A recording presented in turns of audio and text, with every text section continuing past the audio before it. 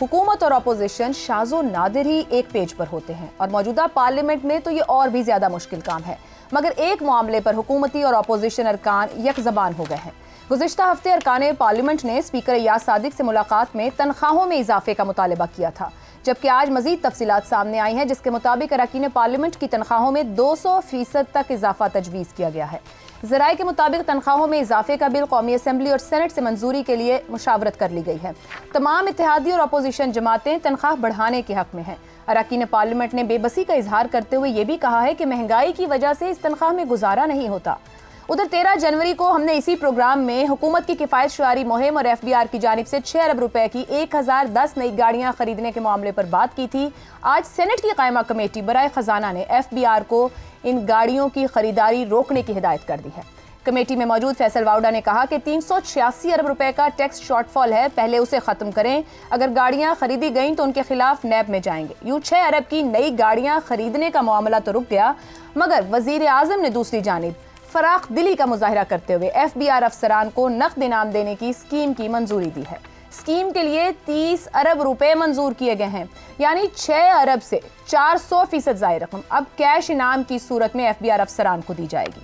नकद इनामात income tax और customs के 1800 कैडर अफसरान को दिए जाएंगे। वो FBR जिसके बारे में खुद चेयरमैन FBR राशिद लंगड़ियाल ये कह रहे हैं कि FBR में अब भी करप्शन हो रही है। FBR के साबिक चेयरमैन जुबैर अमजद के मुताबिक FBR में 600 अरब रुपए की करप्शन होती है। एक तरफ हुकूमत की किफ़ायत शुआरी मुहिम जोरों शोर से जारी है, कमेटियों पर कमेटियां बन रही हैं, इदारे और खाली आसामियां खत्म की जा रही हैं, अवाम को भी किफ़ायत शुआरी के लेक्चर्स दिए जा रहे हैं। दूसरी तरफ वो इदारे जो खुद करप्ट हैं, उनको कभी गाड़ियां तो कभी अरबों रुपए के कैश इनामात से नवाजा जाता है।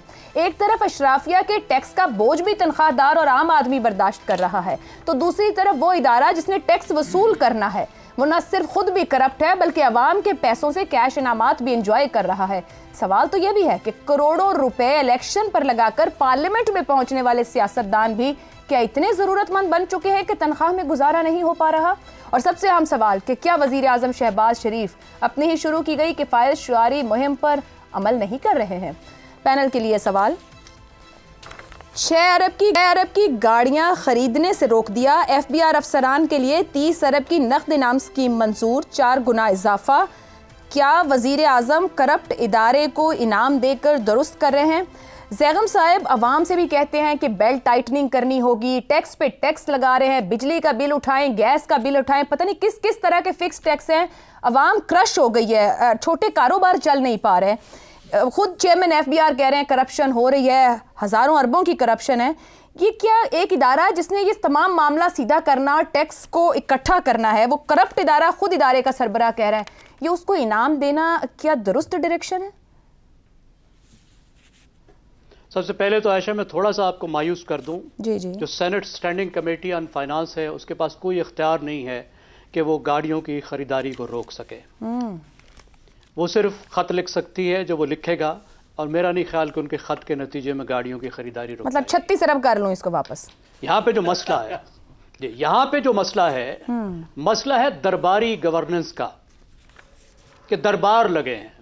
एक वजीर आजम साहब का दरबार है, जो दरबारी पसंद आए इसके मुंह मोतियों से भर दो। क्या बात है। इसको हाथी और घोड़े दे दो। वाह वाह। इंस्टीट्यूशंस पर नजर नहीं है कि जदीद रियासतें इंस्टीट्यूशंस को बेहतर करने से बनती हैं। मुझे कोई एतराज नहीं है कि 6 अरब एक और 3 अरब और 9 अरब दे दें, 50 अरब दे दें, 100 अरब दे दें। सैकड़ों अरब रुपए की तो इस अदारे में करप्शन है।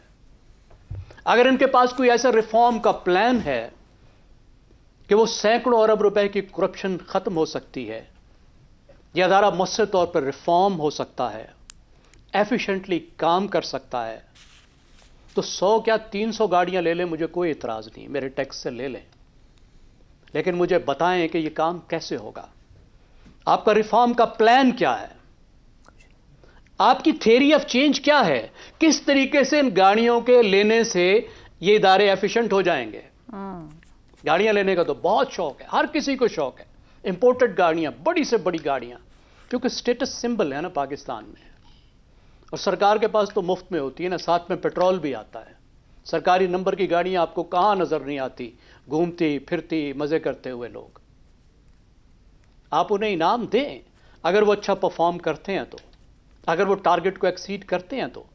लेकिन वो टारगेट को तो तभी एक्सीड कर सकेंगे ना जब आप उनमें रिफॉर्म करेंगे, उस अदारे में उसकी गवर्नेंस बेहतर करेंगे, उसकी अकाउंटेबिलिटी का कोई सिस्टम लगाएंगे, उसके साथ टैक्सेशन कैसे कवानीन लाएंगे जो उनको सपोर्ट करें। और आप में खुद में पॉलिटिकल विल होगी हजूर।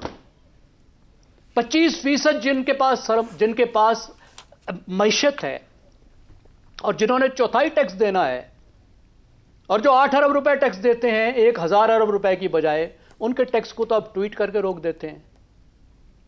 आप बनाते हैं ऐप तो एक मजाक बन के रह जाता है। क्या आपके अपने अंदर जो बॉसेस हैं एफबीआर के, उनमें भी वो पॉलिटिकल विल है कि ये इदारा ठीक तौर पे काम कर सके? अगर ये नहीं होगा तो फिर सब कैसे ठीक हो सकता है? और मुझे जरा पूछने दीजिए, ये जो सेनेट की स्टैंडिंग कमेटी ऑन फाइनेंस है, खबरें बनवाने का तो बड़ा शौक है, 6 अरब और 3 अरब रुपए, आपने कितना काम किया है? स्टैंडिंग कमेटी ने इस रिफॉर्म पे कितना काम किया है कि मुझे पेपर दिखा दे ये स्टैंडिंग कमेटी कि ये हमारा वर्किंग पेपर है एफबीआर के रिफॉर्म पे जो हमने बनाया है। ये बहुत अच्छी बहस है जो सेनेट में हुई है और कौमी असम्बली में हुई है, ये हमारा फॉलो अप है। अब आज भी देख ली इन तकरीरों का, आप इन तकरीरों का जो एक मिजाज देखिए, तो पॉलिटिकल स्पीचेस। तो जो असल मसला है उस पर यह हाउस तवज्जो दे, सेनेट तवज्जो दे, रिफॉर्म की तरफ लेकर जाए, ठीक हो गया, उसी से मसले हल होंगे। ये मसला सिर्फ गाड़ियों का नहीं है। दुरुस्त हो गया जी। रजा रूमी साहब, 385 अरब का रेवेन्यू शॉर्टफॉल है, करप्शन के मामला अलहदा हैं, जैगम साहब भी अभी बात कर रहे हैं, सिस्टम में खराबियां हैं। पिछले कितने सालों से तो हम मुस्तकिल इस पर बात कर रहे हैं कि एफबीआर को रिफॉर्म्स की जरूरत है। एक आम बंदा अपना टैक्स भरना चाहे खुद से नहीं भर सकता है, इतने लूप होल्स हैं, इतना कॉम्प्लेक्स सिस्टम है कि आम बंदा हिस्सा बनना चाहे नहीं बन सकता, जो बन जाए उसकी जान के लिए अजाब बन जाता है। वो सिस्टम का हिस्सा क्यों बन गया? मगर जिन्होंने सिस्टम बाईपास करना है उनको खुद सिस्टम सपोर्ट करता है कि आओ मैं बताऊं किस किस तरह मुझे बाईपास कर सकते हो। ये नकद इनाम किस बात पर वजीर आजम ऐलान कर रहे हैं जबकि खुद ऑस्टेरिटी की बात कर रहे हैं?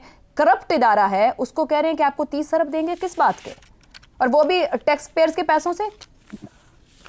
आशा देखिए, असूलन जो थ्योरी में, इन थ्योरी कोई मसला नहीं होता कैश इनामात देने के लिए, अगर खसूसन टैक्स कलेक्शन के पर्पसेस के लिए, कि अगर लोग अपने टारगेट्स मीट करें या टारगेट्स को एक्सीड करें तो उनको कोई इंसेंटिव या रिवॉर्ड मिलना चाहिए।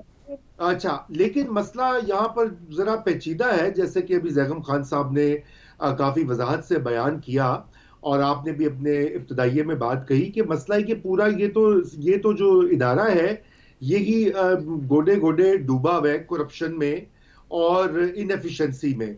अब उसको बजाय ठीक करने के आप ऊपर से टैक्स पेयर्स के मजीद पैसे वहां पर दें कि 30 अरब या जो जितने भी आप वो बांटें कि जी वो अपना काम करे, जो उनका काम उनको करना चाहिए, जिसकी तनख्वाह उनको मिलती है, जिसकी उनको जॉब सिक्योरिटी मिली हुई है।